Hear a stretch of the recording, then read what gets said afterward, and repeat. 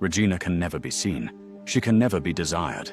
Because years ago, she learned that for women like her, visibility means destruction. So Regina hides, working silently in the Duke of Blackthorn's manor, which would be fine if she wasn't achingly aware of him. A man so cold, so powerful, he might as well be untouchable. A man who has never truly looked at her. Until tonight, at the masked ball, Regina becomes someone else entirely, hidden behind silk and shadow, and suddenly the Duke sees her, so she allows herself one forbidden night. What's the harm? By morning, she'll disappear, and he'll never know it was her. Except the Duke doesn't forget, and the most powerful man in London is now quietly hunting for a woman who was never supposed to exist. A woman hiding 3 floors above him. Close enough to touch, if only he knew where to look. Hey, quick question, how are you doing today? Thank you so much for being here. It really means the world to me. I'm working toward 10,000 subscribers, and if Regina's story is already pulling at your heart, please hit that subscribe button for Auriella Duke Romance Library. Smash the like, and drop a comment telling me where you're watching from. It helps more than you know. All right, thank you. Now let's get back to what happens when the woman who made herself invisible becomes the one obsession the Duke can't escape. There are mistakes a woman can recover from. A careless word, a misplaced glance, even a broken engagement, if handled delicately enough. But Regina Wells had made the one mistake society never forgave. She had been wanted by the wrong man. And now, he was looking for her. The morning sun filtered through the tall windows of Blackthorn Manor, casting long shadows across the ledgers spread before Regina. Her pen moved with practiced precision, each number recorded in a hand so steady it might have been carved rather than written. This was her gift. This was her safety, invisibility. In the Duke of Blackthorn's household, she existed as a breath exists in winter air, necessary, present, but never truly seen. She managed accounts, organized correspondence, ensured the machinery of aristocratic life ran without interruption, and in return, she asked for nothing except to be overlooked. Because in Victorian society, a woman's reputation was not merely her dignity, it was her life. Regina pressed her fingers against the cool wood of the desk, or steadying herself against a memory she had spent 2 years trying to bury. Victor Collins. The name alone sent ice through her veins. He had been a guest at a previous estate where she worked. Charming, persuasive, dangerous. He had cornered her in a library, his breath wine-soaked and hot against her neck. When she refused him, he had spread whispers anyway. Lies about impropriety, about willingness, about shame. She had survived only because the mistress of that house had been merciful enough to provide a reference, though everyone knew what whispered recommendations truly meant. Damaged goods. Handle carefully. So Regina had come to Blackthorn Manor and rebuilt herself as a woman made of silence and efficiency. She arrived before dawn. She left after dusk. She spoke only when necessary and smiled even less. And it had worked. Though for 3 years it had worked, until the Duke himself began to notice. Edwin Blackthorn was not a man who inspired comfort. He was tall, dark-haired, with eyes the color of winter storms, and a mouth that seemed designed never to curve into warmth. Society feared him. Women desired him. Men envied and resented him in equal measure. He was power itself, wrapped in perfectly tailored evening clothes and impossible control. Regina had learned to move through the manor like water around stone. When he entered a room, she found reasons to leave. When he spoke, she answered in as few words as possible. When his gaze drifted toward her, she made herself smaller, quieter, less. But lately, something had shifted. She felt it in the weight of silence when she presented reports, or in the way he studied her handwriting, as though searching for something hidden between the lines, in the deliberate care he took not to stand too close, as though he too recognized the danger of proximity. Miss Wells. His voice cut through her thoughts like a blade through silk. Regina's pen froze above the ledger. She did not look up. Could not. Your Grace, the accounts for the northern properties, are they complete? They will be by evening, Your Grace. Silence stretched between them. She could feel him waiting, as though expecting her to fill the space with unnecessary words. But Regina had learned long ago that silence was a woman's best defense.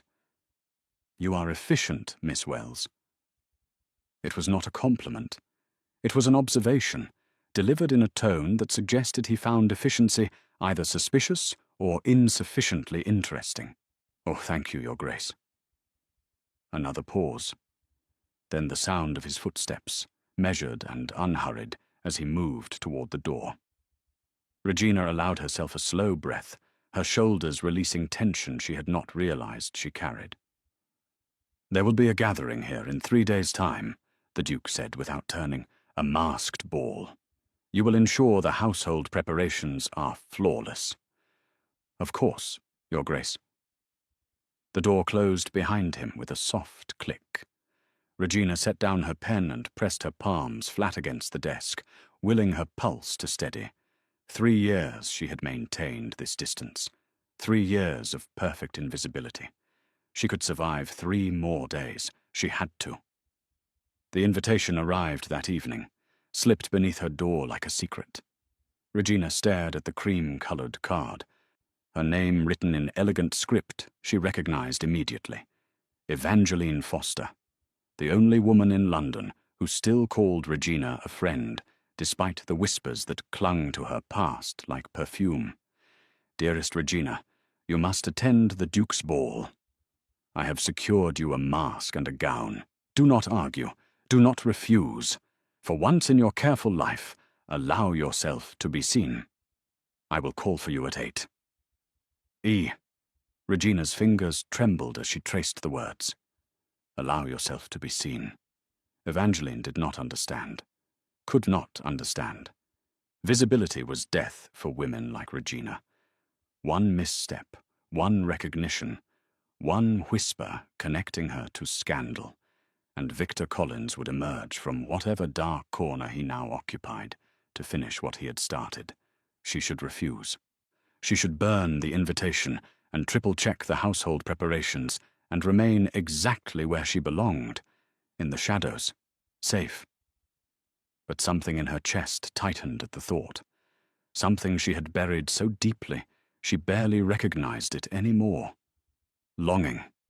Not for society, not for status, but for one single night where she might exist as something other than a ghost moving through other people's lives. Regina closed her eyes and made a decision that would unravel everything. She would go. Just once. Just one night. And then she would disappear again, back into the safety of silence, and no one would ever know.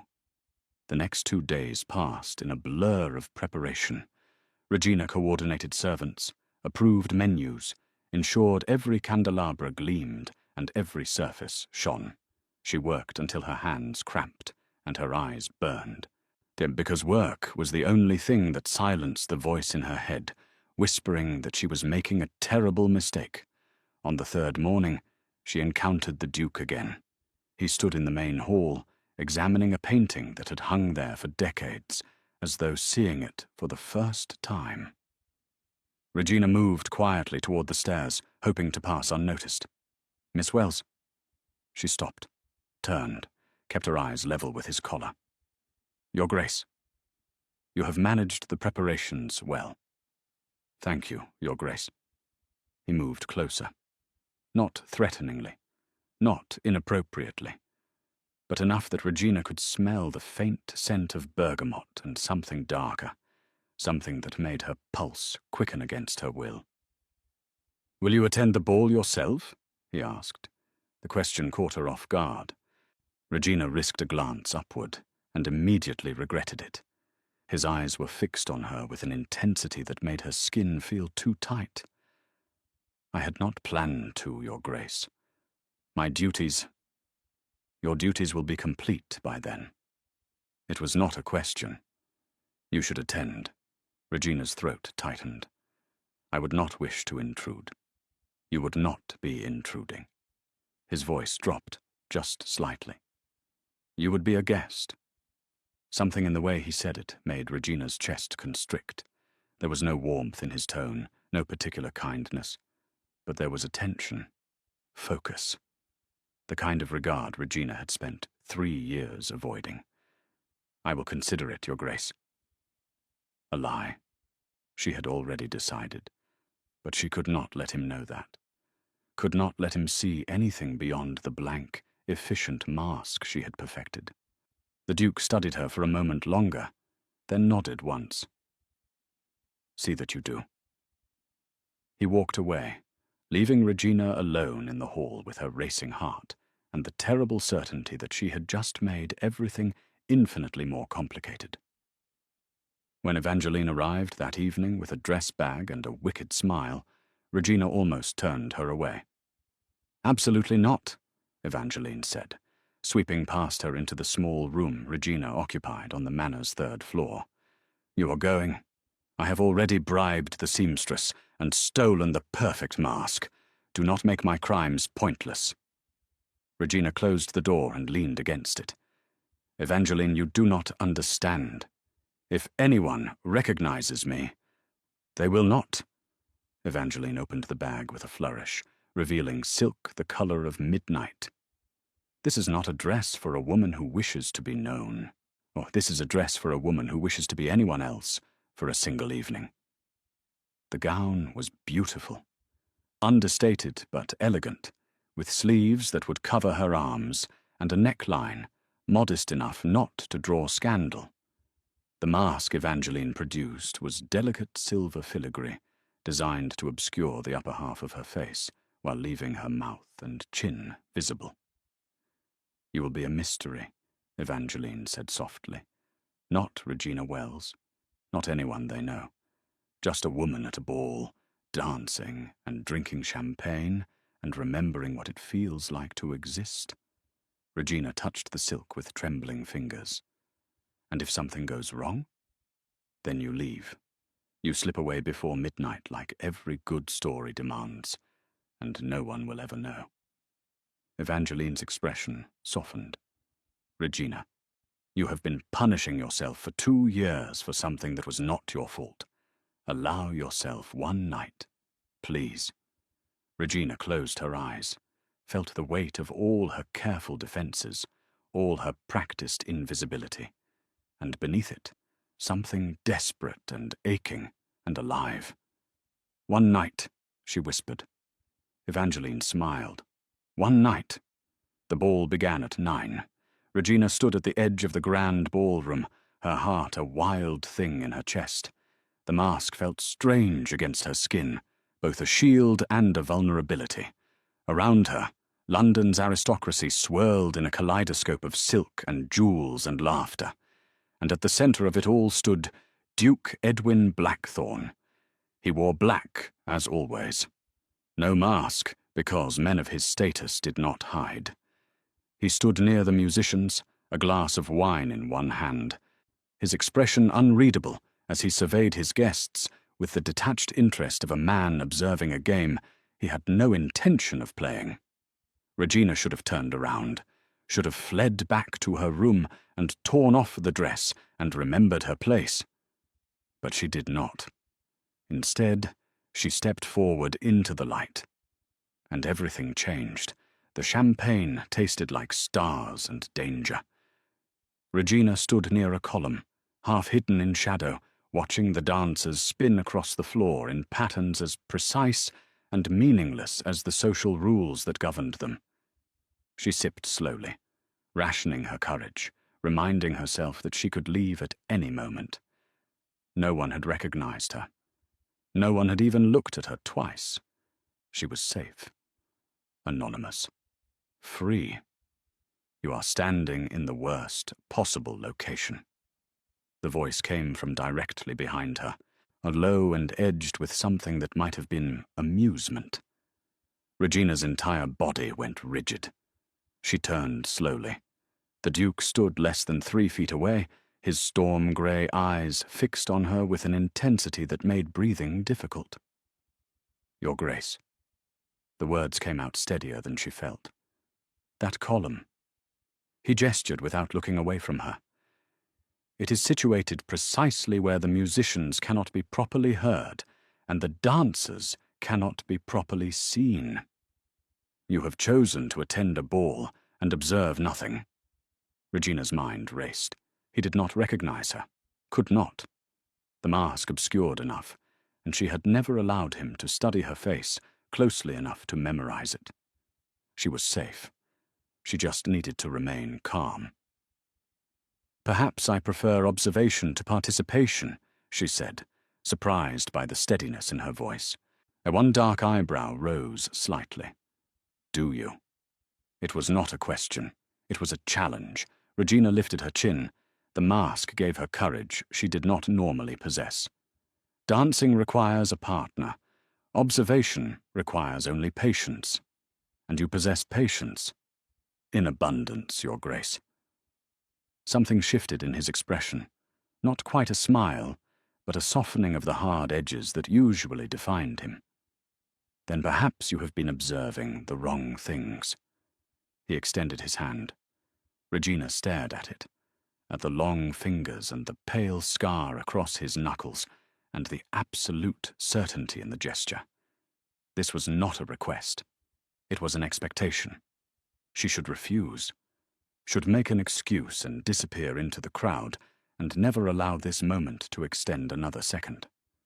Instead, she placed her hand in his.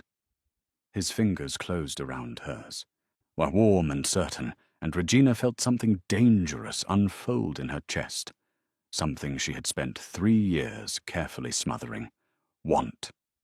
The Duke led her onto the floor with the same controlled precision he applied to everything. Other couples shifted to make room, eyes tracking them with open curiosity. Regina kept her gaze fixed on his collar, fighting the urge to run. "You are trembling," he observed. "The champagne," Regina lied. "I see." His hand settled at her waist, firm but not possessive. "And does champagne usually make you shake, or only when consumed at poorly chosen vantage points?" Regina risked a glance upward, and found him watching her with something that almost resembled interest. Real interest, not the polite attention he offered to society women who bored him. "Only when I am unaccustomed to it," she said. "Unaccustomed to champagne, or to dancing?" "Both." The music swelled, and they moved together with a synchronicity that should not have been possible. Regina had learned to dance as a girl, before her world had narrowed to ledgers and silence. Her body remembered the steps, even as her mind screamed warnings. "You dance well for someone unaccustomed to it," the Duke said. "You dance well for someone who looks perpetually disinterested in everything."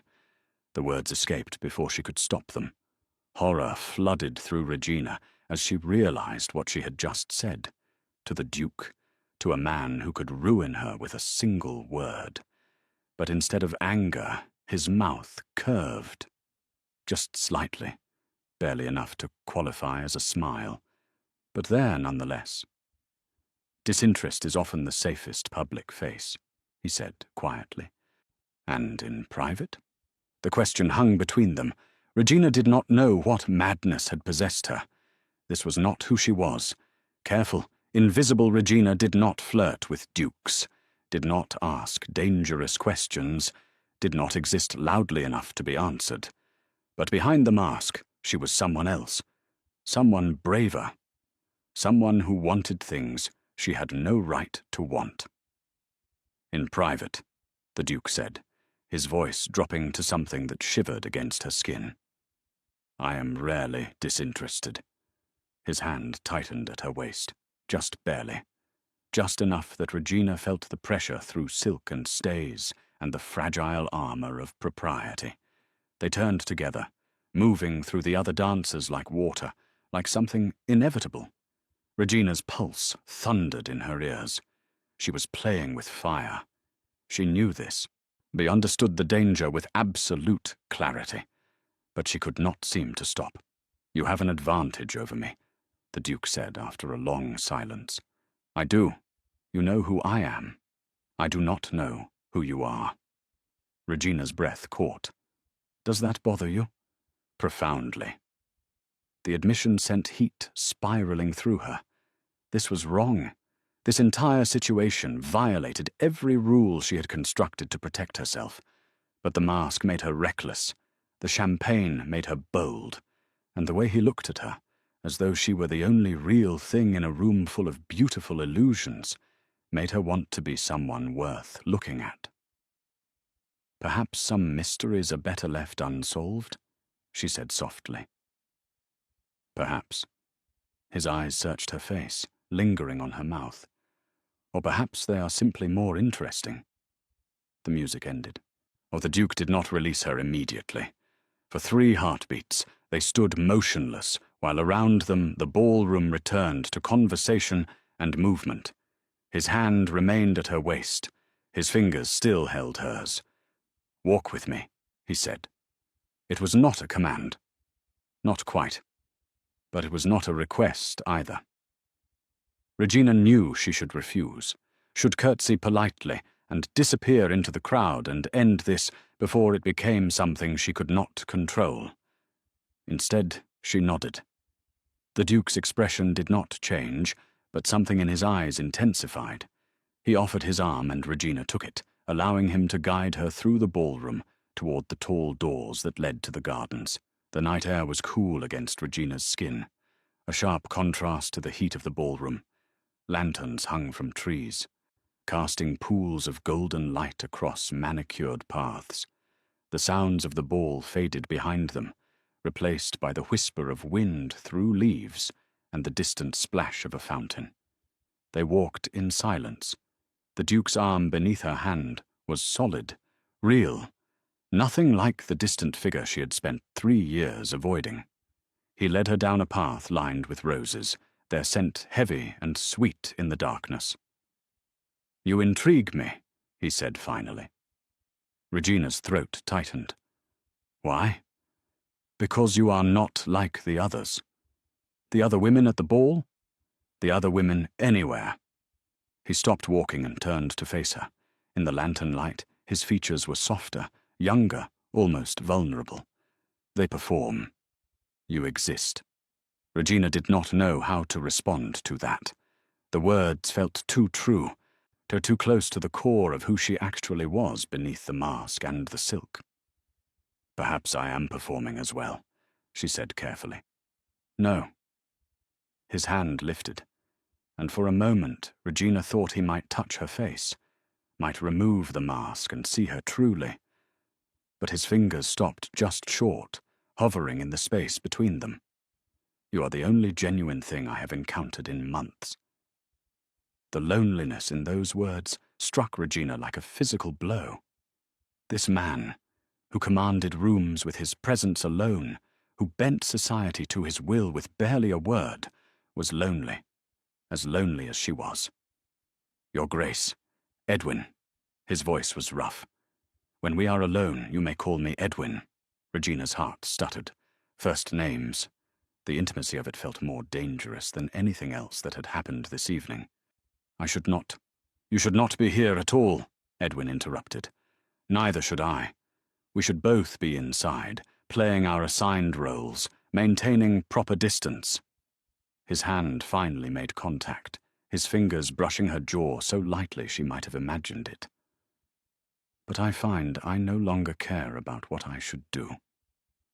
Regina could not breathe, could not think, could only feel the warmth of his touch and the intensity of his gaze, and the terrible knowledge that she was about to cross a line she could never uncross. "This is dangerous," she whispered. "I know. If anyone sees, no one will see."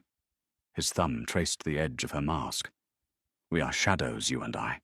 Ghosts moving through a world that does not truly see us. The words resonated through Regina's chest.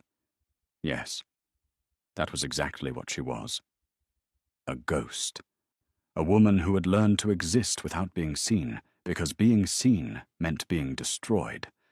But here, now, in the garden darkness, with a man who should terrify her, she wanted to be seen. Just once. Just tonight. Edwin's hand slid to the back of her neck, his fingers threading through hair that had taken Evangeline an hour to arrange. His forehead dropped to rest against hers, and Regina felt the shudder of his breath, the tension in his body that matched her own. "Tell me to stop," he said. Regina closed her eyes, felt the precipice beneath her feet, knew with absolute certainty that one more step would send her tumbling into ruin, and chose to step forward anyway. "No," she breathed. Edwin's mouth found hers. The kiss was not gentle. It was hunger and restraint breaking simultaneously, to 3 years of careful distance shattering in a heartbeat. His hands tightened in her hair, her fingers clutched at his coat, and between them bloomed heat that had nothing to do with champagne and everything to do with the recognition of 2 people who had been alone too long. When they finally broke apart, both breathing hard, Edwin rested his forehead against hers again. "Come with me," he said. Not a question, an offer, a choice. Regina knew what he was asking, understood the invitation and its implications. If she went with him now, there would be no pretending nothing had happened, no returning to safe invisibility. But the alternative was walking away from this moment, this connection, this single night where she had been allowed to exist as something other than a careful collection of defenses. She looked up at him through the mask, at the man society feared, and she had avoided, and saw only longing that matched her own. "Yes," she whispered. Edwin's hand closed around hers, and he led her deeper into the gardens, toward a gate she had never noticed before, toward private rooms where the rest of the world could not follow, toward a choice that would change everything. The room Edwin brought her to was not what Regina expected. She had anticipated opulence, gold and marble and the kind of excessive wealth that aristocrats displayed like armor. Instead, the space was quiet, understated. A fire burned low in the grate, casting warm light across dark wood furniture and walls lined with books. A single window overlooked the gardens, curtains open to the night. It was a private sanctuary, was a place where the Duke retreated from the performance of his public life. And he had brought her here. Regina stood just inside the door, suddenly aware of every heartbeat, every breath. The mask still covered her face, but it felt inadequate now, too thin a barrier between her real identity and this dangerous intimacy.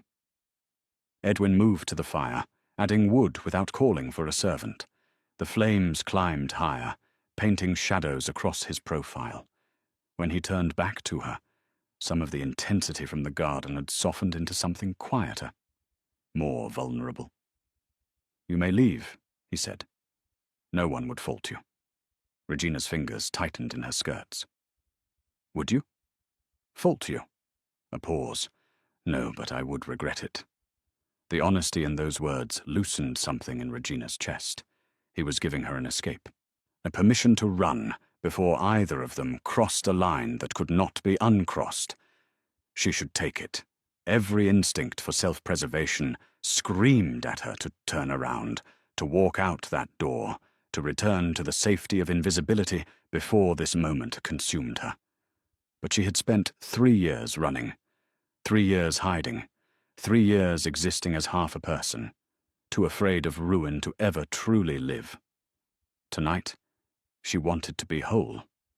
Regina reached up and removed her mask. Edwin went completely still.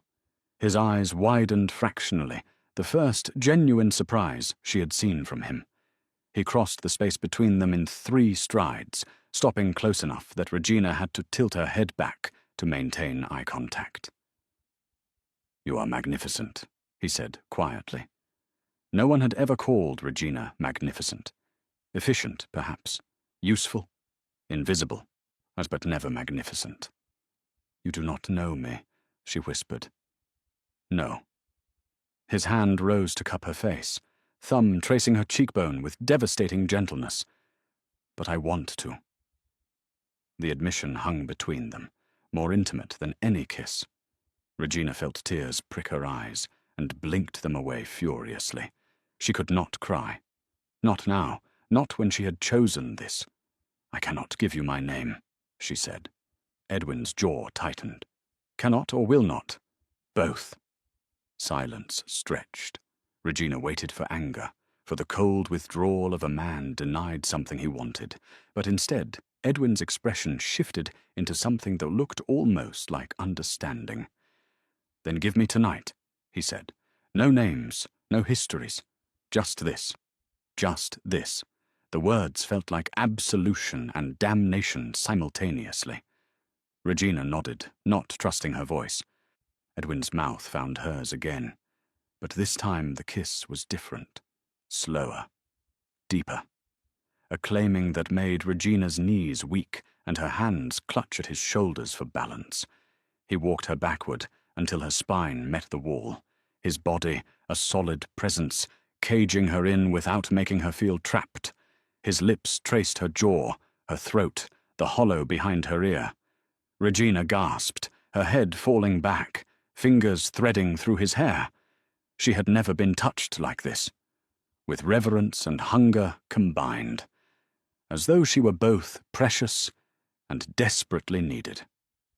"Tell me if I go too far," Edwin murmured against her skin. Regina could barely form words. "How will I know?" His answering laugh was rough, almost pained. "You will know." His hands moved to the fastenings of her gown with practiced efficiency, and Regina felt a flicker of something that might have been jealousy. How many women had he done this with? How many nameless encounters in darkened rooms? But then his fingers fumbled slightly on a particularly stubborn button, and she realized with a shock that he was nervous. This controlled, powerful man was nervous. The realization steadied her, made her bold. Regina reached up and began working the buttons of his waistcoat. Edwin froze.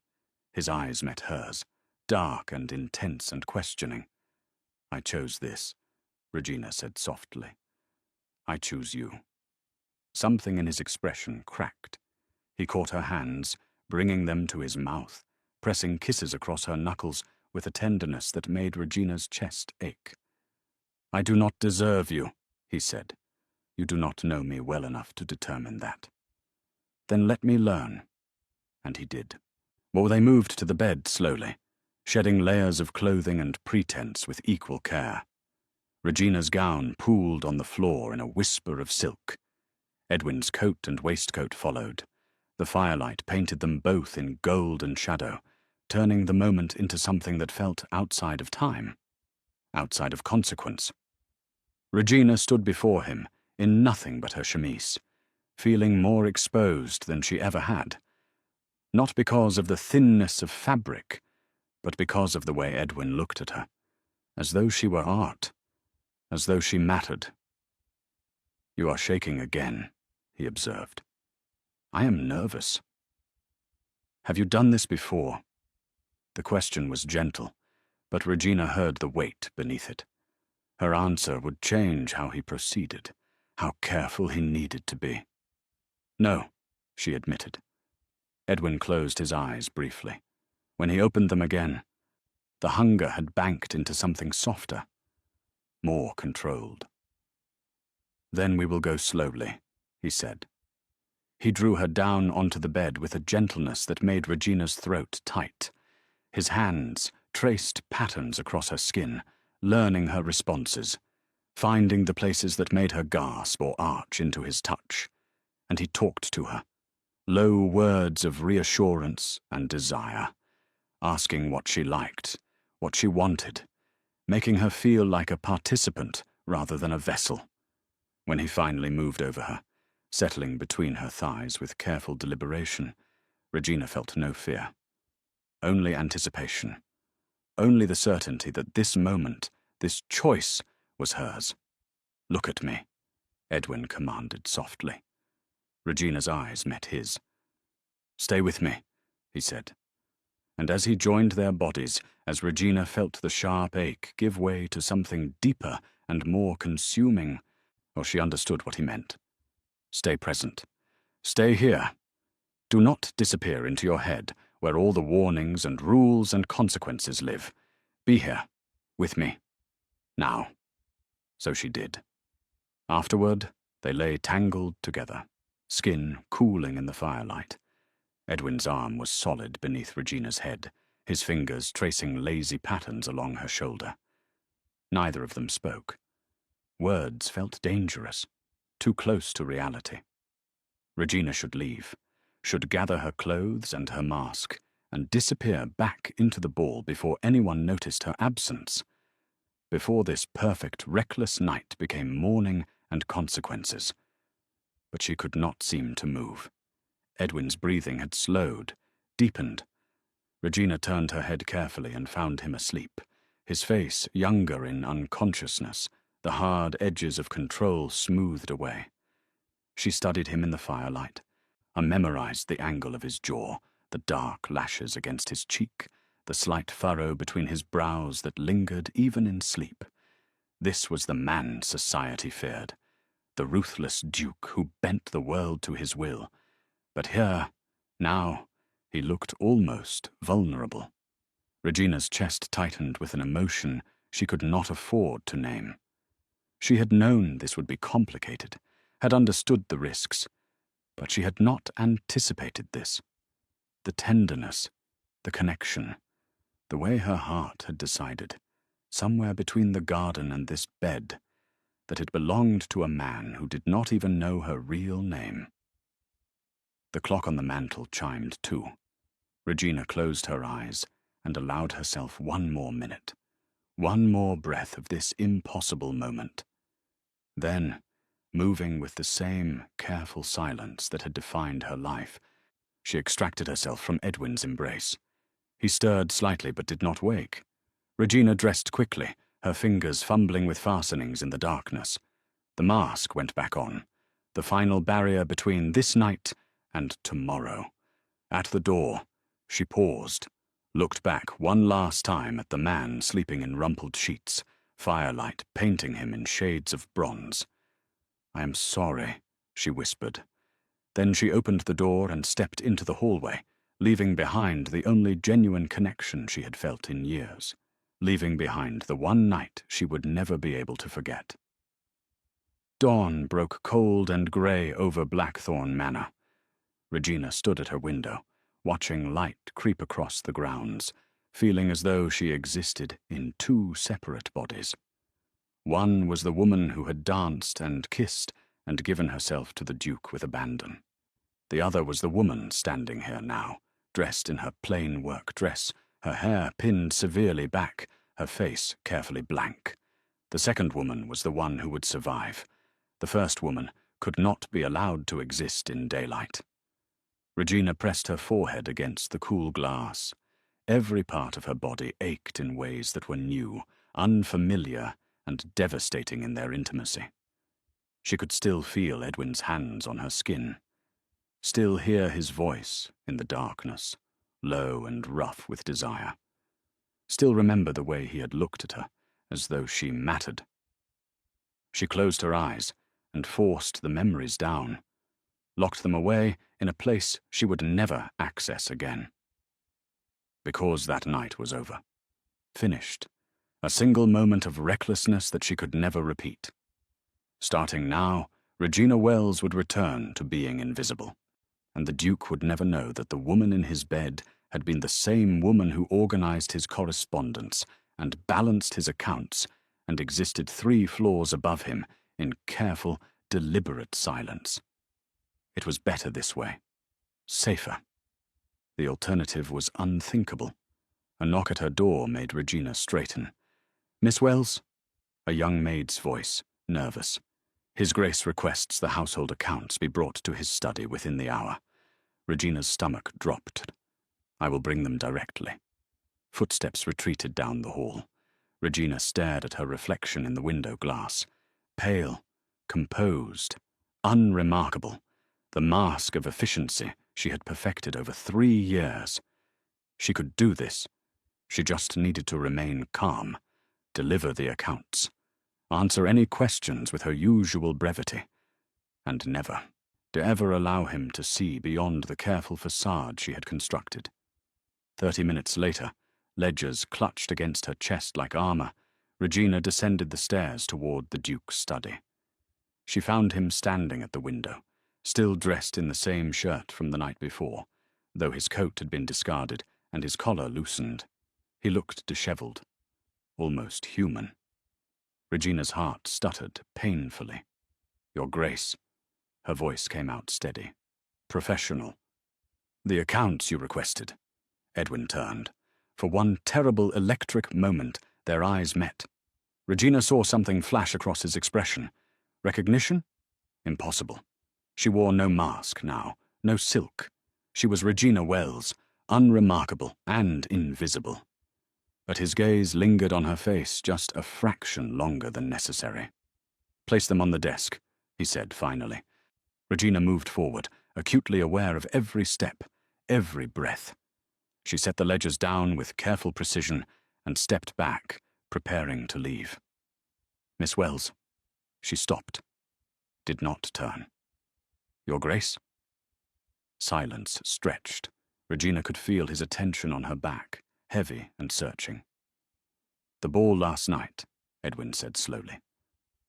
"Did you attend?" Regina's blood turned to ice.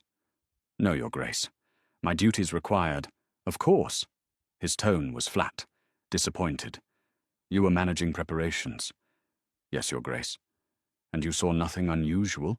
No one who should not have been present?" The question felt like a trap.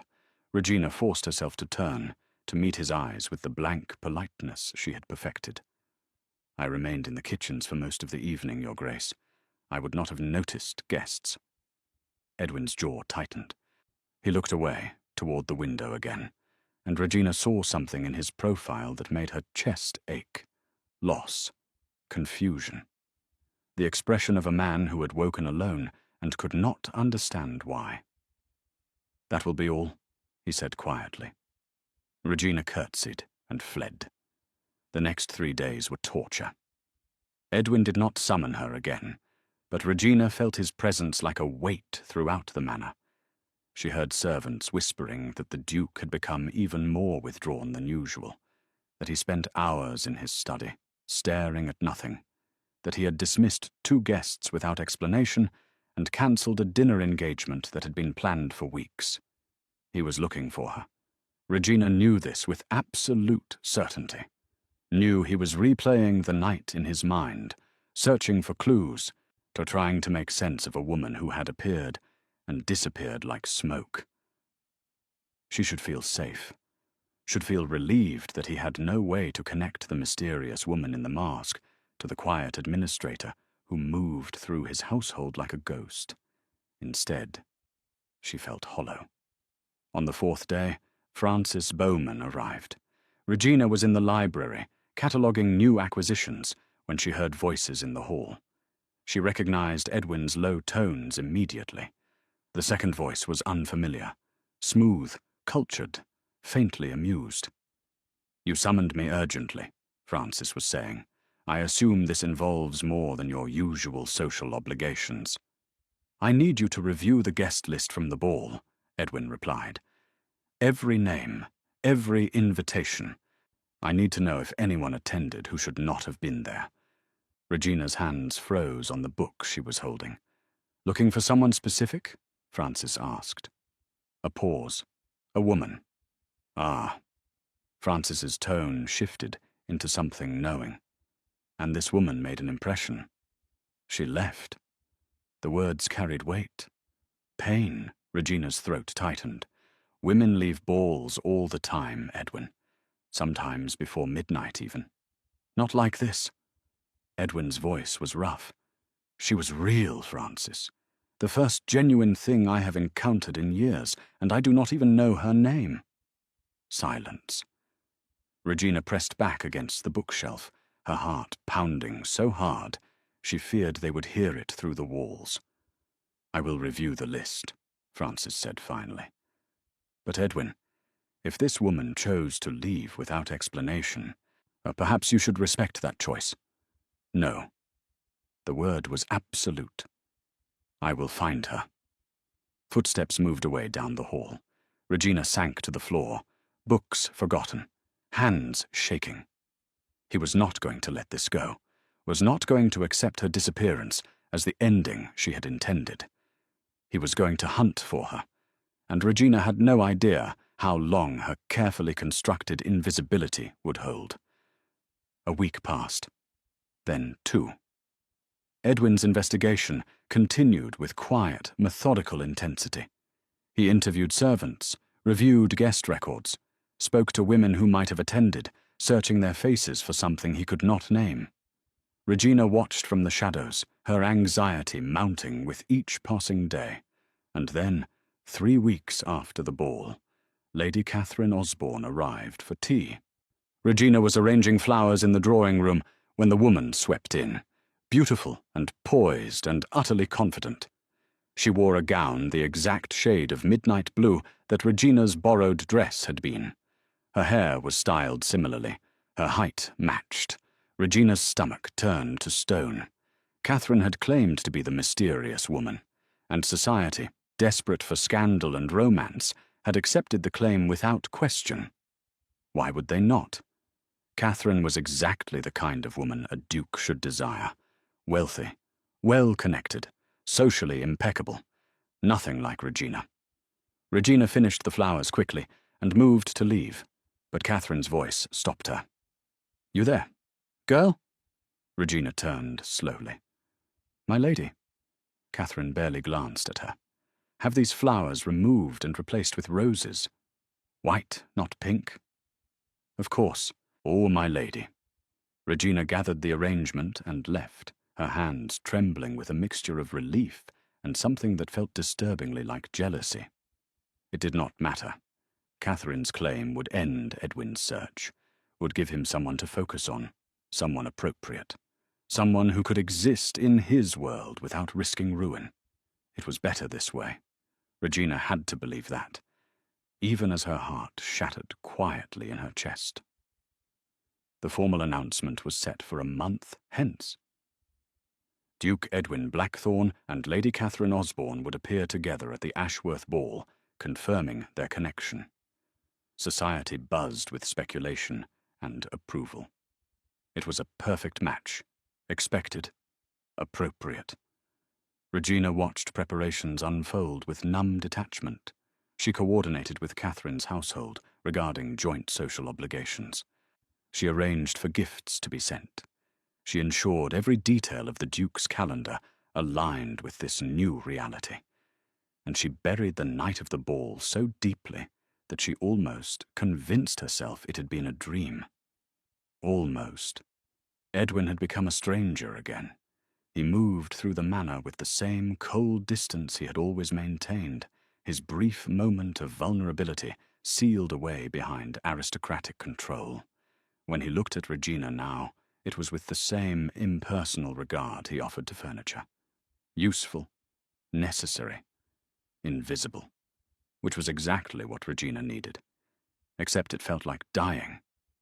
She told herself to be grateful, told herself that Catherine's claim had saved her from discovery and ruin, that this ending, though painful, was the only safe one. But later tonight, alone in her small room, Regina allowed herself to remember. The way Edwin had kissed her, the gentleness of his hands, the way he had looked at her as though she were the only real thing in his carefully controlled world. She had ruined him for anyone else, and he had ruined her too. The Ashworth Ball arrived with typical aristocratic excess. Regina did not attend. She had learned her lesson about masked gatherings and borrowed confidence.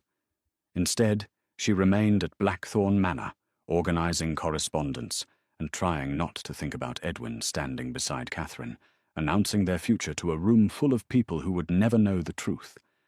She was nearly finished when footsteps approached down the hall. Regina looked up to find Edwin in the doorway. He should have been at the ball. The announcement was scheduled for 11. It was barely 9. "Your Grace." Regina stood quickly. "I did not expect. Is something wrong?" Edwin moved into the room with slow deliberation. His evening clothes were perfect, his appearance flawless, but his eyes were wrong. Too intense, too focused. On her. "Miss Wells," he said, quietly, "how long have you worked in my household?" Regina's heart began to pound. 3 years, Your Grace." 3 years. He moved closer. "And in that time, have you ever lied to me?" The question hit like a physical blow. Regina's throat closed. Your Grace, I do not understand. Answer the question." His tone was not angry. It was devastatingly calm. The control of a man who had already made up his mind and was simply confirming what he knew. Regina's hands trembled. "I have endeavored to be truthful in all my duties." Endeavored. Edwin's mouth twisted. A careful word. No, diplomatic. He was 3 feet away now. Close enough that Regina could see the storm building in his eyes. Close enough that she could smell the faint scent of bergamot that would forever remind her of darkness and desire. "The ball," Edwin said. 3 weeks ago. Where were you that night?" Regina's mind raced, searching for escape, for some explanation that would satisfy him without revealing the truth. "I told you, Your Grace. I was managing—" "Liar." The word cut through her defenses like a blade. Edwin closed the remaining distance between them, not touching but near enough that Regina had to tilt her head back to maintain eye contact. His jaw was tight, his expression controlled, but she could see the fury and hurt and desperate need beneath it. "I spoke to every servant in this house," he said quietly. "Every single one. And do you know what I learned, Miss Wells?" Regina could not speak, could barely breathe. "No one saw you in the kitchens that night.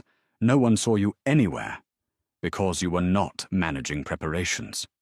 His voice dropped to something rough, something raw.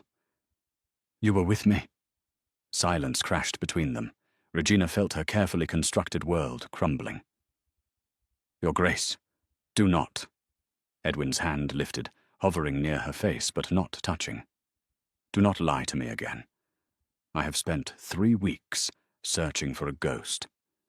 3 weeks believing the woman who made me feel alive for the first time in years had disappeared forever. And all this time, you have been here. 3 floors above me, close enough to touch." Tears burned behind Regina's eyes. She blinked them back furiously. "You do not understand. Then explain it to me." "I cannot." "Why?"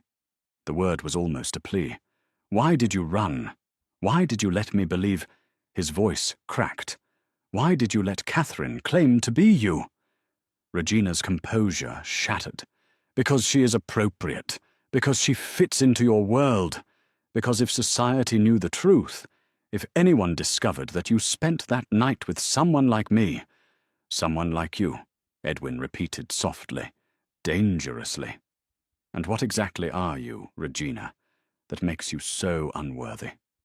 The sound of her name on his lips, spoken with such intensity, nearly broke her. "I am no one. I have no family, no position, no protection. I have a past that would destroy any reputation I tried to build. And if you were connected to me, if anyone knew, I would be ruined." Edwin's laugh was bitter. "I am a duke, and society cannot ruin me. But I would be destroyed." Regina's voice broke. "Do you not understand? For you, I would be a scandal, an inconvenience, a whisper quickly forgotten. But for me—" She could not continue, could not put into words the crushing weight of how completely her life would disintegrate if anyone knew the truth. Edwin went very still. His hand, still hovering near her face, finally made contact. His fingers traced her jaw with devastating gentleness. "You think I would allow that to happen?" he asked quietly. "You could not prevent it. You underestimate what I am capable of." His thumb brushed across her lower lip, and Regina's breath caught. "I have spent 3 years pretending not to notice you, pretending that the most intelligent, most genuine person in my household was invisible. Because I knew that if I acknowledged you, if I allowed myself to want you, I would never be satisfied with anyone else." Regina stared at him, shock stealing her words. "That night," Edwin continued, his voice rough with emotion, "when you appeared at the ball, I didn't know it was you. But something in me recognized you anyway, responded to you. And when I woke alone, when I realized you had fled..." His jaw clenched. "I have been searching for you, only to discover you never actually left. Edwin, do you know what I felt when Catherine claimed to be you?" His hand moved to cup her face fully. "Nothing. Absolutely nothing. Because she is not you. She has never been you." Tears spilled down Regina's cheeks. "This is impossible." "Nothing is impossible." Edwin rested his forehead against hers. "But I need you to stop running. I need you to trust that I will not let society destroy you." "How?" Regina whispered. "How can you promise that?" "By doing what I should have done the moment I woke alone." Edwin pulled back just enough to meet her eyes. "By claiming you. Publicly. Deliberately. In a way that makes it clear to everyone that you are not a scandal. You are my choice." Regina's breath stuttered. "You cannot mean..." "I am not marrying Catherine." His voice was absolute. "I am not marrying anyone except you." The world tilted. Regina pulled away, shaking her head. "You do not know what you are saying. The scandal will exist for approximately 3 weeks, and then society will find something new to gossip about." Edwin caught her hand, holding it against his chest. "Regina, I am offering you protection. My name, my position, everything I have that can shield you from the consequences you fear. In exchange for what? Nothing." His expression softened. "I am not negotiating. I am asking, stay. Be with me. Let me prove that what happened between us was not just one night, that it could be everything." Regina wanted to believe him, wanted it with a desperation that terrified her. But years of survival instincts screamed warnings. "I need time," she whispered. Edwin's jaw tightened, but he nodded. "You have until midnight." "Midnight?" "The announcement at the Ashworth ball. I will either confirm my engagement to Catherine," his voice went rough, "or I will announce my intention to court someone else. You have until then to decide which future you want." He released her hand and stepped back, his expression carefully controlled once more. But Regina could see the vulnerability beneath it, the fear that she would choose safety over him, just as she had 3 weeks ago. Edwin turned and walked toward the door, paused at the threshold without looking back. "I know you are afraid," he said quietly, "but I am afraid too. Afraid that the only person who has ever made me feel real will choose to remain a ghost." Then he was gone, leaving Regina alone with a choice that would define the rest of her life. Regina stood frozen in the center of the room for what felt like hours. Her mind raced through possibilities, consequences, futures that branched in opposite directions based on a single decision. Safety versus desire, invisibility versus recognition, survival versus living. All her life, Regina had chosen survival, and it had kept her breathing. But had it kept her alive? She thought about the past 3 years, the careful silence, the deliberate erasure of herself from every room she entered. She had been so focused on not being ruined that she had forgotten how to exist as anything other than a function, until one night when she had worn a mask and allowed herself to be seen, until Edwin had looked at her as though she were worth seeing. Regina pressed her hands against her face, feeling tears she could no longer contain. She was terrified, absolutely, bone-deep terrified of what would happen if she said yes, if she stepped into the light and allowed society to judge her. But she was also terrified of what would happen if she said no, if she spent the rest of her life wondering what could have been. Midnight approached with terrible inevitability. Regina found herself dressed in the same plain work clothes, hair still severely pinned, face scrubbed clean of any artifice. She looked nothing like the woman who had danced with a duke, nothing like someone who belonged at an aristocratic ball. But she was going anyway. The walk to the Ashworth estate took 20 minutes, long enough for Regina to turn back a dozen times, long enough for every survival instinct to scream that this was madness.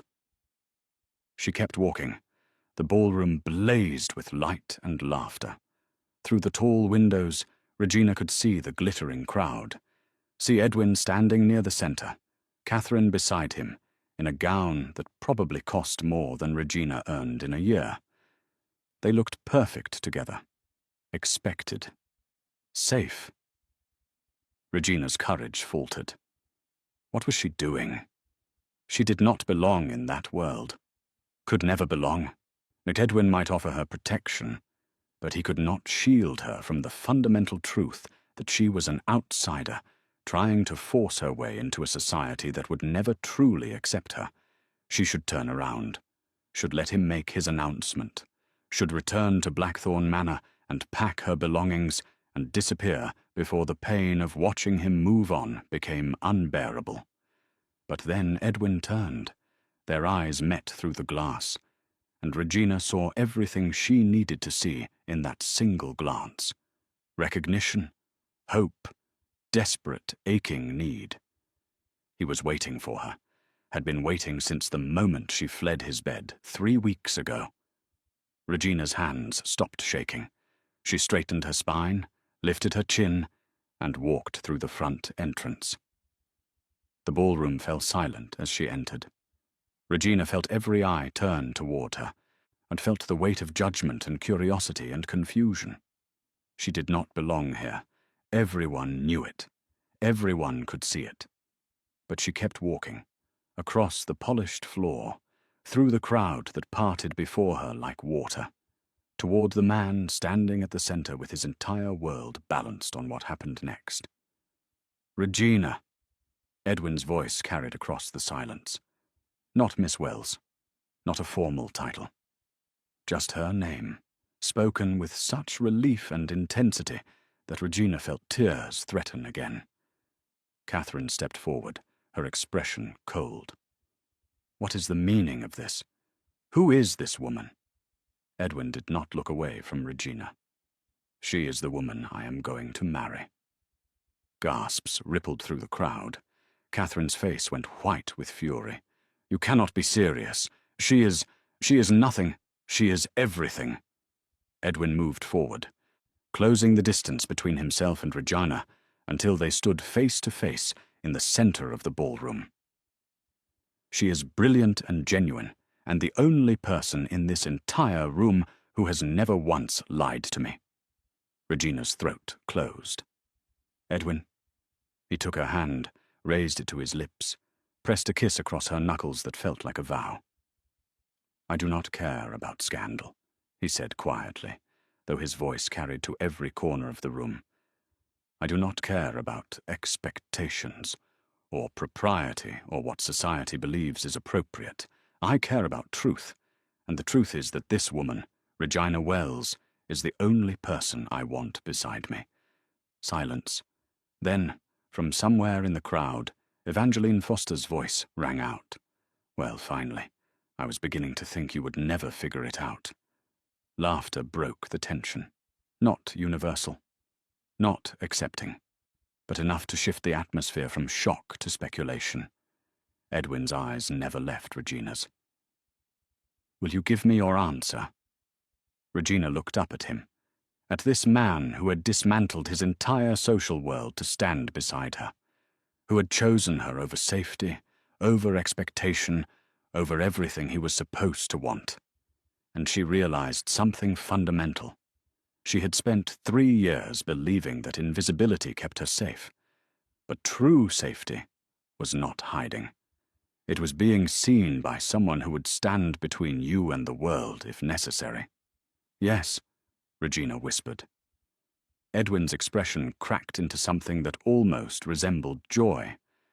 He pulled her close, his forehead dropping to rest against hers in an echo of that night in the garden. "Thank God," he breathed. The aftermath was chaos. Catherine stormed from the ballroom, her friends following in a wave of indignation. Society split immediately into factions, those scandalized by the Duke's choice, and those fascinated by the romance of it all. Regina stood at Edwin's side, his hand firm around hers, and felt the weight of judgment like a physical thing. But Edwin did not waver. When Francis Bowman approached with a sardonic smile, Edwin introduced Regina formally. When Nathaniel Scott questioned the wisdom of such a public declaration, Edwin's response was cold enough to freeze blood. "My personal life is not subject to committee approval." And slowly, grudgingly, society began to shift.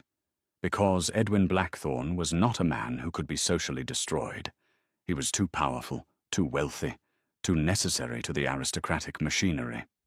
If he chose to elevate an unknown woman, their society would eventually accept it, or be excluded from his favor. By the time the ball ended, Regina's head was spinning. She had been introduced to more titled individuals than she could remember, had received stiff congratulations and thinly veiled insults in equal measure, had felt Edwin's presence beside her like armor, deflecting the worst of the cruelty with nothing more than a look. Outside, in the cool night air, Edwin finally allowed himself to relax. "Are you all right?" he asked quietly. Regina considered the question. She had just upended her entire life, had stepped into a world that did not want her, had chosen risk over safety for the first time since Victor Collins had tried to destroy her. But Edwin's hand was warm in hers, and for the first time in 3 years, she felt real. "I am terrified," she admitted. "What good?" Edwin pulled her close. "So am I." Regina looked up at him in surprise. "You are?" "Absolutely." His thumb traced circles against her palm. "But I would rather be terrified with you than comfortable alone." The words settled into Regina's chest like truth. She rose on her toes and kissed him. Soft, gentle. A promise rather than passion. When they pulled apart, Edwin was smiling. Actually smiling, with warmth that transformed his entire face. "Take me home," Regina whispered. Edwin's eyes darkened. "Are you certain?" "Yes. There will be no more hiding after this." Regina thought about invisibility, about safety purchased through erasure, about the woman she had been and the woman she was choosing to become. "I know," she said, "and I am ready." Edwin's hand tightened in hers. Together, they walked into the future. What morning light filtered through windows Regina had never seen from this angle. She lay in Edwin's bed, their bed now, she supposed, watching dust motes dance in sunbeams. Beside her, Edwin slept deeply, one arm draped across her waist in a possessiveness that should have felt confining, but instead felt like safety. Regina allowed herself a moment to simply exist in this new reality. She had expected the night to feel different now that it was no longer forbidden. Expected the passion to diminish once fear no longer heightened every sensation. But if anything, last night had been more intense, more real. Because this time, Edwin knew exactly who he held, and Regina had not run. Edwin stirred beside her, his eyes opening slowly. When his gaze found hers, his expression softened into something that made Regina's chest tight. "Good morning," he said quietly. Good morning. His hand moved up to trace her face, as though confirming she was real. I was afraid I had dreamed this. I'm still terrified I will wake up and discover I have, Regina admitted. Edwin pulled her closer. Then we will be terrified together. They lay in comfortable silence for a while. Outside, the manor was beginning to wake, servants moving through halls, the distant clatter of breakfast preparations, the machinery of aristocratic life that Regina had observed for 3 years, but never participated in. Until now. What happens next? She asked softly. Edwin considered the question. Formally, I will make a public announcement of our engagement. There will be a period of scrutiny during which society attempts to uncover every detail of your past. Some will be cruel, as many will be suspicious, but gradually, particularly if we present a unified front, acceptance will come. Regina's stomach tightened. And if they discover Victor Collins? Edwin went very still. Who is Victor Collins? Regina closed her eyes. She had known this conversation would come, had known that choosing Edwin meant revealing every dark corner of her past, but knowing did not make it easier. A man who tried to ruin me 2 years ago, she said quietly. I was working at an estate in Sussex. He was a guest. He became interested in me. When I refused his advances, he spread rumors, lies about my character, about my willingness to engage in inappropriate conduct. Edwin's arm tightened around her. His voice, when he spoke, was dangerously calm. What did he do, specifically? Regina forced herself to continue. He cornered me in a library, tried to kiss me. I fought him off, but he was stronger. If the butler had not interrupted, she could not finish the sentence. Where is he now? Edwin's tone had gone cold, the voice of a man accustomed to wielding power without mercy. I do not know. He left the estate shortly after, but his whispers followed me. That is why I have been so careful, why I needed to remain invisible. Regina opened her eyes and met Edwin's gaze. If he hears that you are connected to me, he may try to use the past against us. Let him try. Edwin's expression was steel. I will destroy him so thoroughly that he will wish he had never heard your name. Regina's throat tightened. Edwin, no one hurts you without consequences, Regina. No one. Not society. Not some pathetic man who mistakes cruelty for power. To no one. The absolute conviction in his voice made something crack open in Regina's chest. For 2 years, she had carried the weight of Victor's actions alone, had believed herself tainted by association with his lies. But Edwin did not see her as damaged. He saw her as his, and he would defend that claim with everything he possessed. Thank you, Regina whispered. Edwin kissed her forehead. You do not need to thank me for protecting what is mine. The next weeks were simultaneously exhilarating and exhausting. Edwin formally announced their engagement in the Times, sending shockwaves through society. Invitations to balls and dinners poured in, some genuine, many simply curious to observe the spectacle of a duke marrying so far beneath his station. Regina attended them all on Edwin's arm, her spine straight and her expression calm, even as whispers followed her through every ballroom. Evangeline became an unexpected ally, publicly supporting Regina and bringing other influential women into her circle. Frances Bowman, after initial skepticism, proved surprisingly helpful in deflecting the worst of society's cruelty with sardonic commentary that made mockery of those who gossiped too openly. And Edwin remained constant, a solid presence beside her, never wavering, never allowing anyone to diminish her in his presence.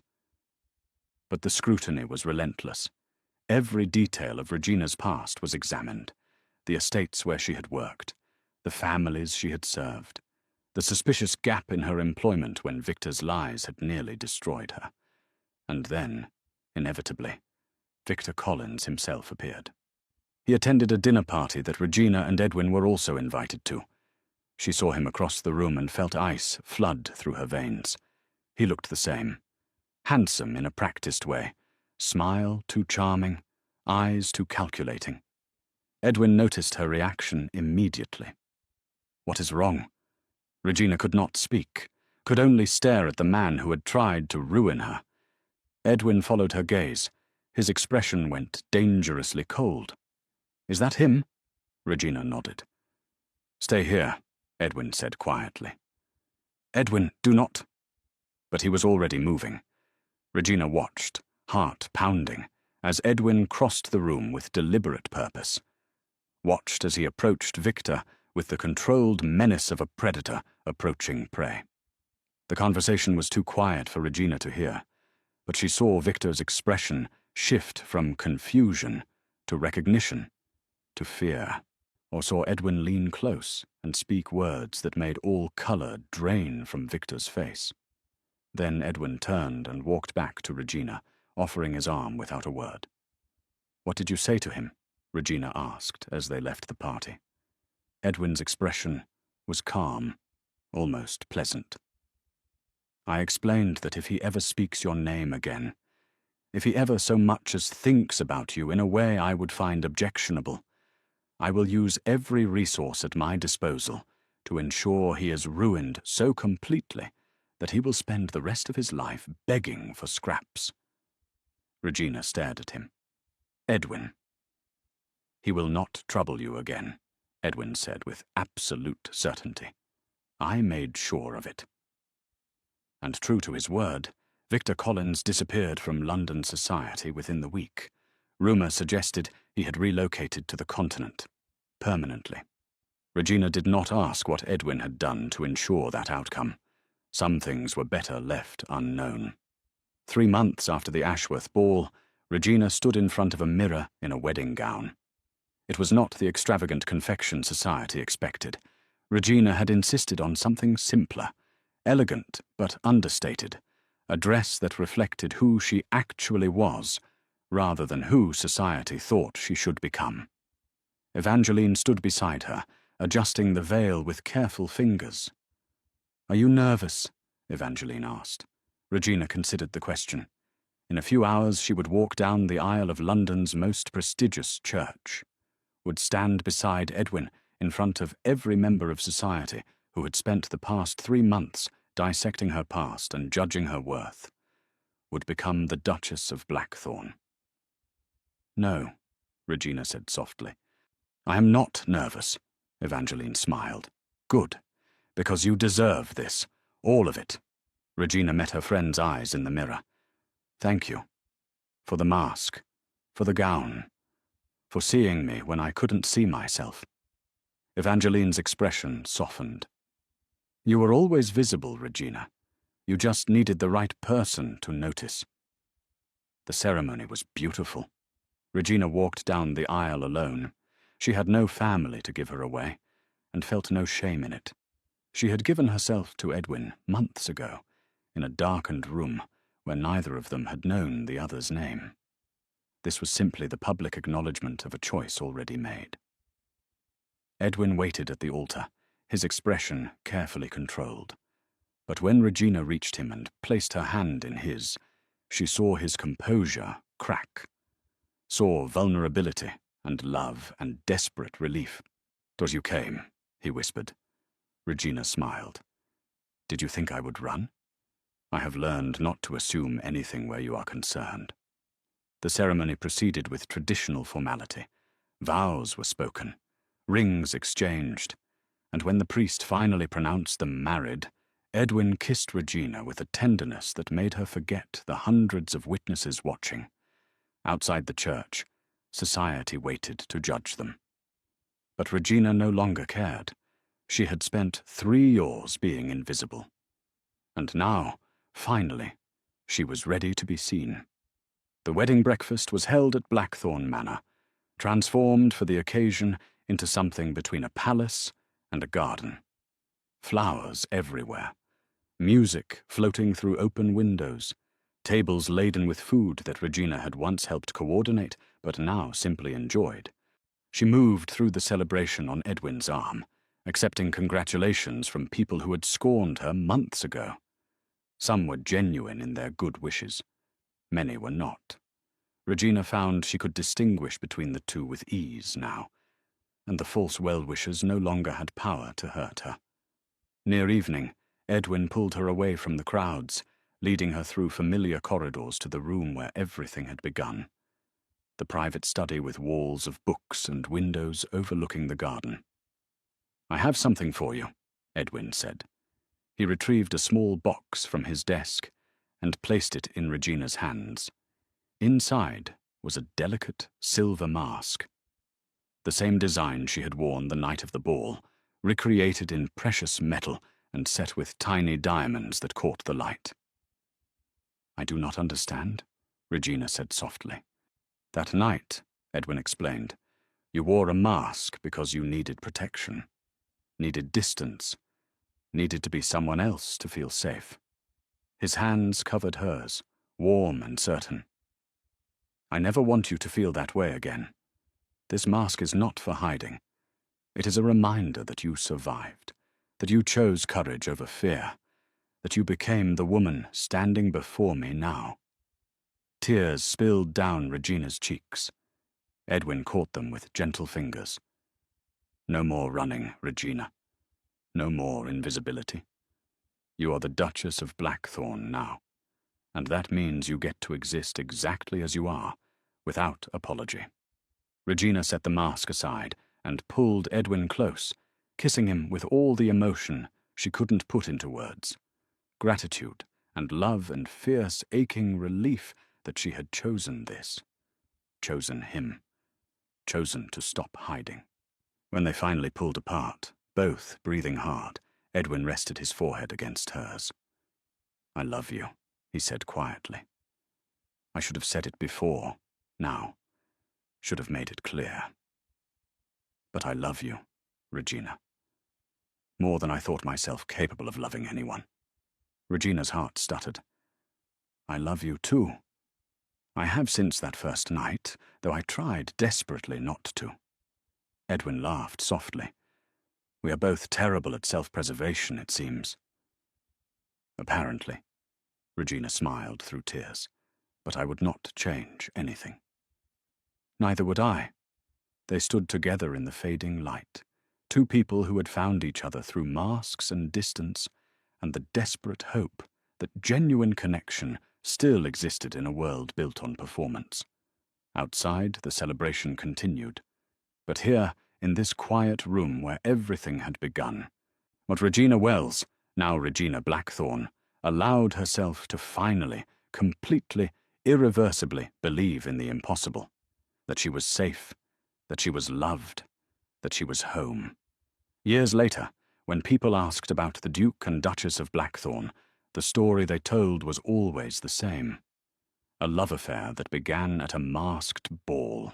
A duke who fell for a mysterious woman and refused to give up until he found her. A romance worthy of novels and whispered gossip. But those who knew the truth understood it differently. Regina had not needed to be found. She had needed to be seen, and Edwin had looked past every mask, every defense, every carefully constructed wall, until he saw the woman beneath. The woman who had been there all along, waiting. Just 3 floors above. Close enough to touch. If only someone had bothered to look. If Regina and Edwin's story captured your heart, please hit that like button and subscribe to Ariella Duke Romance Library for more sweeping Victorian romances. Drop a comment telling me where you're watching from and which moment hit you the hardest. The masked ball, the morning after, or that final confrontation. Thank you for being here. Until next time, choose courage over fear.